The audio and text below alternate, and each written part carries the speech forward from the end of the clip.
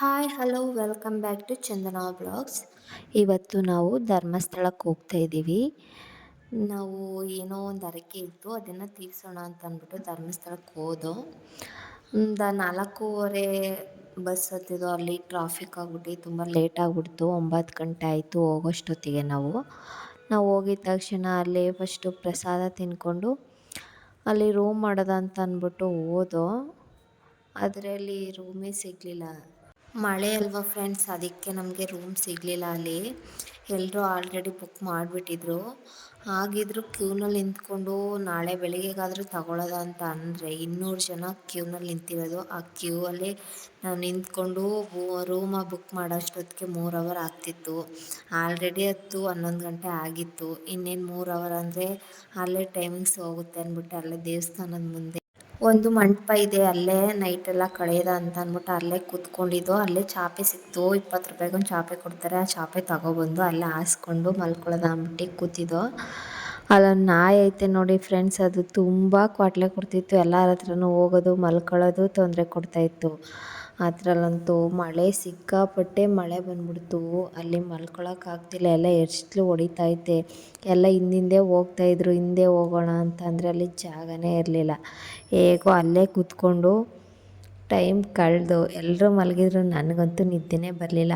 ಆಮೇಲೆ 4 ಗಂಟೆಗೆ ಎದ್ದು ಅಲ್ಲಿ ಹೋಟೆಲ್ ಹತ್ರ ಹೋಗಿ ಸ್ನಾನ ಮಾಡಿಕೊಂಡು ರೆಡಿಯಾಗಿ ಕ್ಯೂನಲ್ಲಿ ನಿಂತ್ಕೊಂಡು 6 ಗಂಟೇಲಿ ಒಂದು 1 ಅವರ್ ಒಳಗೆ ನಮಗೆ ದರ್ಶನ ಸಿಕ್ತು. 7 ಗಂಟೆ ಅಷ್ಟೊತ್ತಿಗೆ ದರ್ಶನ ಮಾಡಿಕೊಂಡು ಕ್ಯೂನಲ್ಲಿ ಹೋಗ್ತಾಯಿದ್ದೀವಿ.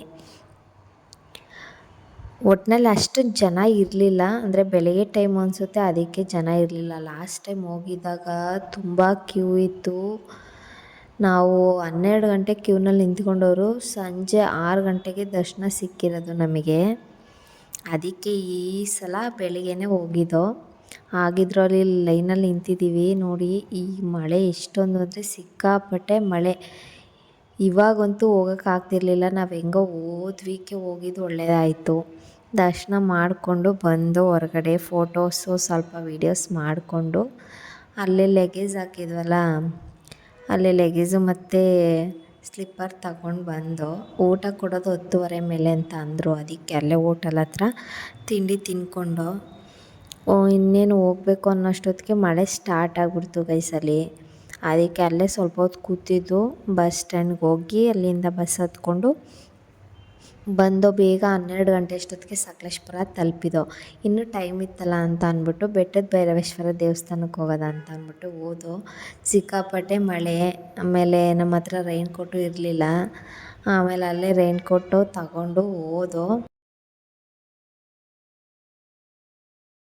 ಬೆಟ್ಟದ ಭೈರವೇಶ್ವರ ದೇವಸ್ಥಾನ ಅಂತೂ ತುಂಬ ಚೆನ್ನಾಗಿತ್ತು. ನಾವು ಫಸ್ಟ್ ಟೈಮ್ ಹೋಗಿದ್ದು. ಅದು ಲವ್ ಮ್ಯಾಕ್ಟೆಲ್ ಮೂವಿ ಆದಮೇಲೆ ಫೇಮಸ್ ಆಗಿದ್ದಲ್ವ.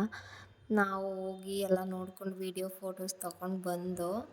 ಆದರೆ ನಾವು ಹೋಗೋಷ್ಟೊತ್ತಿಗೆ 3 ಗಂಟೆ 4 ಗಂಟೆ ಆಗೋಯಿತು. ಸಂಜೆ ಆಗಿದ್ದರಿಂದ ನಾವು ಫೋಟೋಸು ಸರಿಯಾಗಿ ಬರಲಿಲ್ಲ. ಇನ್ನೊಂದು ಸಲ ಹೋಗೋದ ಅಂದ್ಬಿಟ್ಟು ಮಳೆ ಜಾಸ್ತಿ ಅಲ್ವಾ, ಅದಕ್ಕೆ ಹಾಗೆ ನೋಡಿಕೊಂಡು ಸಿಂಪಲಾಗಿ ವೀಡಿಯೋ ಮತ್ತು ಫೋಟೋಸ್ ತೊಗೊಂಡು ಬಂದೋ. ನೇಚರ್ ಮಾತ್ರ ಸೂಪರಾಗಿತ್ತು. ತುಂಬ ಎಂಜಾಯ್ ಮಾಡಿದೋ. ಆದರೆ ಜಾಸ್ತಿ ವೀಡಿಯೋಸ್ ಮಾಡೋಕ್ಕಾಗಲಿಲ್ಲ. ನೆಕ್ಸ್ಟ್ ಟೈಮ್ ಹೋದಾಗ ಚೆನ್ನಾಗಿ ವೀಡಿಯೋಸ್ ಬರ್ತೀನಿ, ನಿಮಗೂ ತೋರಿಸ್ತೀನಿ. ಈ ವಿಡಿಯೋನ ಇಲ್ಲಿಗೆ ಎಂಡ್ ಮಾಡ್ತಾಯಿದ್ದೀನಿ. ಐ ಹೋಪ್ ಈ ವಿಡಿಯೋ ನಿಮ್ಮೆಲ್ರಿಗೂ ಇಷ್ಟ ಆಗಿರುತ್ತೆ ಅಂತ ಅಂದ್ಕೊಂಡಿದ್ದೀನಿ. ಇಷ್ಟ ಆಗಿದ್ದರೆ ಲೈಕ್ ಮಾಡಿ, ಶೇರ್ ಮಾಡಿ, ಹಾಗೆ ನನ್ನ ಚಾನಲ್ನ ಸಬ್ಸ್ಕ್ರೈಬ್ ಮಾಡಿಕೊಡಿ. ಮತ್ತೆ ಹೊಸ ವಿಡಿಯೋದೊಂದಿಗೆ ಸಿಗ್ತೀನಿ. ಬಾಯ್ ಬಾಯ್.